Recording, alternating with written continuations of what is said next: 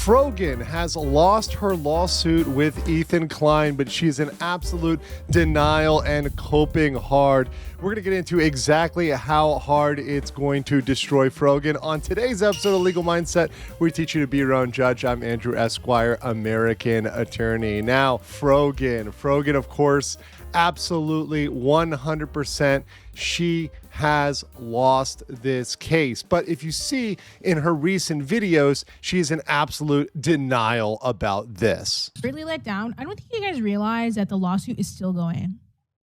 So, and here's the part where she is technically correct, but she doesn't understand what's going on. And I don't know whether her lawyer is lying to her or not explaining everything, because yes, technically the lawsuit is not finished because there's still the portion of the trial that has to do with assigning damages. So we still have a small bit to figure out how much she owes. But what has happened here, we're going to show you the Carfax in just a second, is she has had a default judgment. So the liability, the responsibility has been officially put on her. The only thing we're going to be talking about from here on out is how much money you owe. There's no ability for her to really come back and say, hey, no, I'm not responsible here, or I don't have to pay this, or I have some excuse, or this is fair use. That's done. You have no more ability to fight back. That part is absolutely done. And you can see here, she doesn't know this. You guys realize the lawsuit is not over. And I don't think you realize I've been fighting this lawsuit since August. By fighting, she really just means she went for an extension. So essentially, Frogan applied for an extension, and that was granted by the court. They had some time to try to enter into settlement negotiations, but they essentially came up with nothing. There was no settlement, and she hasn't filed any major filings pushing back against the actual substance of the claims. Denims has actually done that. And I will be using every single penny, every dollar from this GoFundMe directly to the legal fees. And we are still fighting and we are still winning. Denims is actually, for her credit, Dirty Denims, like her credit for all that she is ignorant of and all that she's wrong about, at least Denims has fought back in this case. Frogan has done absolutely none of that other than some token settlement negotiations, which went absolutely nowhere. And then essentially she just ghosted, and said, hey, I'm not going to respond at all. I'm not going to do anything with the court. And that's how she ended up with this default judgment. So here we have it in black and white. We have United States District Court, Central District of California, Tenor Entertainment versus Frogan. In this version, that's blanked out, but we all have that information elsewhere. You got the case number and default by clerk. So the default by clerk means this is officially done. The default is locked in. There's no way for her to come out and fight this at all. And the funny thing is that while she doesn't realize this, Ethan Klein, because he's been in so many lawsuits, he's essentially the master of lawsuits at this point, knowing much, particularly in the area of copyright infringement. He's on par with most lawyers in terms of practical knowledge, because when you've gone through several of these lawsuits, when you end up experiencing them and you see how they play out, you're able to speak to them very competently. So we have this video here of Ethan Klein speaking about this with a very high level of accuracy. But also what's interesting, she raised a bunch of money, and then she didn't even respond to the lawsuit.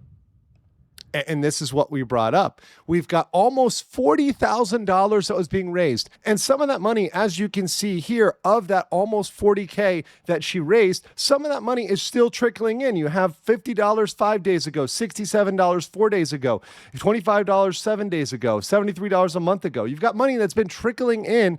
And what has she done with this? Absolutely nothing. She hasn't spent any of this money towards fighting the substance of the lawsuit. That's what people wanted her to do with this, was to fight back, not to roll over and say, okay, well, I guess I give up.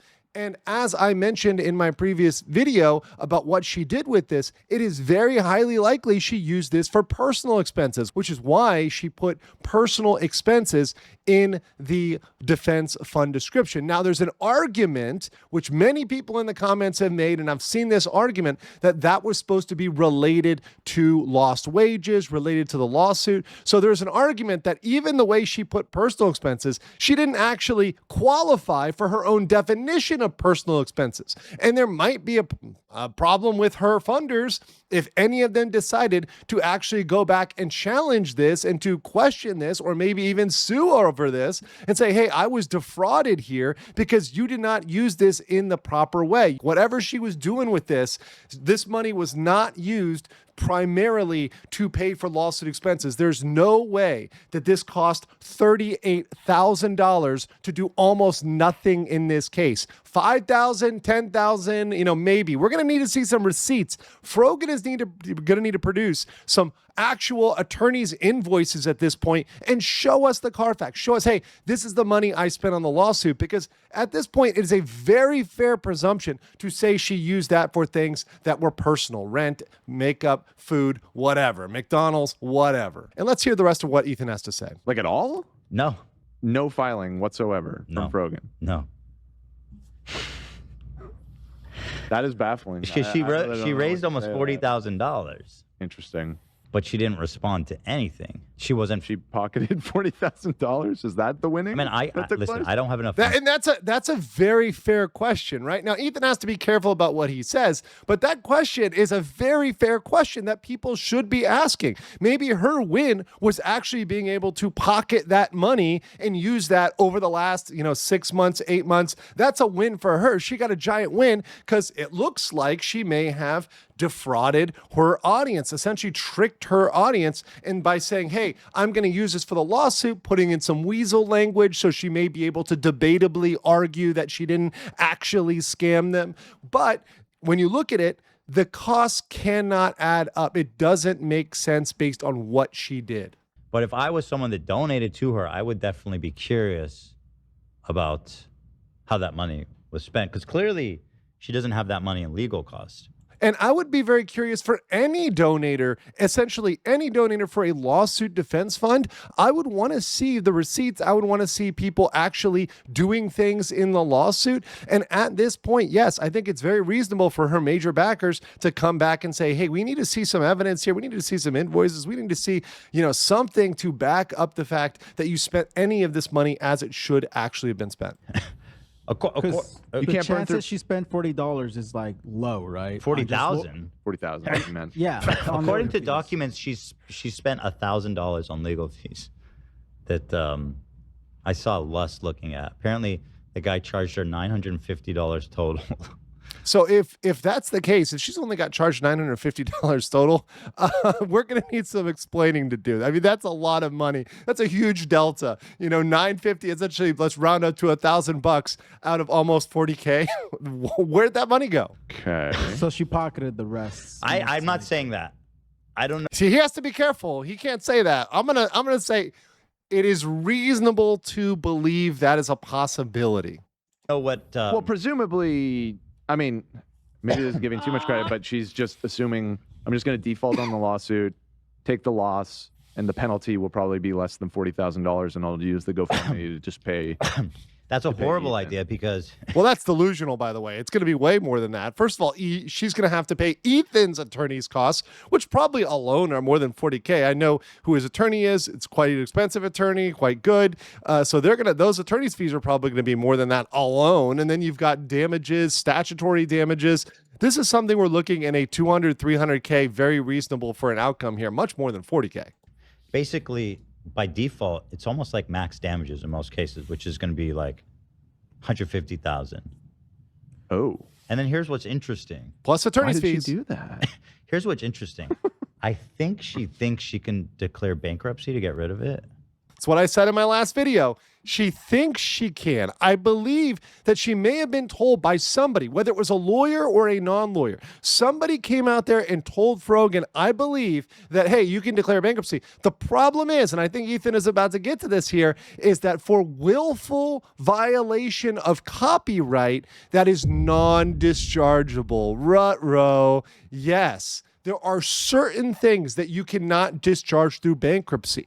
And in most cases, a willful infringement of copyright is something that you cannot discharge. Now, it's not 100% guaranteed. There are chances in certain circumstances. The court has to make a separate finding for this, right? To say, hey, this was indeed a willful copyright infringement that is non-dischargeable. But in the majority of cases, the vast majority of cases where there's a willful infringement, it is not going to be dischargeable. Well, I don't know. I was gonna say I don't think that works, but I honestly don't. But know. if she's, I think that's the only thing that makes sense to me. And to me too. I don't know what's happening. I wish she would have just Weird. I really gave her like a really fair out. I felt we were being really fair, and you know. To be fair to her, on her GoFundMe it says it will be for other bills and personal expenses from lost wages and damages from this litigation. But see, here's the thing. She's talking about lost wages and personal expenses from the litigation. But if she didn't actually engage in the litigation or do anything substantial, what can she really link to the litigation? She really hasn't lost anything. I mean, she's always been a small, relatively non-profitable streamer, especially as compared to people with only like denims, that are out there profiting in other ways. So she hasn't really made as much money. There's not really been huge losses. One might even argue that she may have gotten a slight minimal bump in people just watching her to see how she reacts to all this drama. If people actually came after Frogan and said, hey, we thought we were defrauded, we think we were scammed, and they actually pressed her on that, I think she would be struggling to come up with the evidence that she actually lost wages as a result of this lawsuit. So in judgment, Frogan has officially lost the case with Ethan Klein. It's over. She is liable. You guys saw in black and white that default that was entered by the court, by the clerk of the court. That's done. It's over. It is locked in. All that's left is damages. Now, Frogan is facing likely over $200K, $300K in damages, I would say. The statutory damages alone can be up to $150K. You add on attorney's fees, you add on anything that Ethan says is potential lost revenue, any profits of Frogan, you could definitely get over $200K. Something in $300K might be probably the top end there.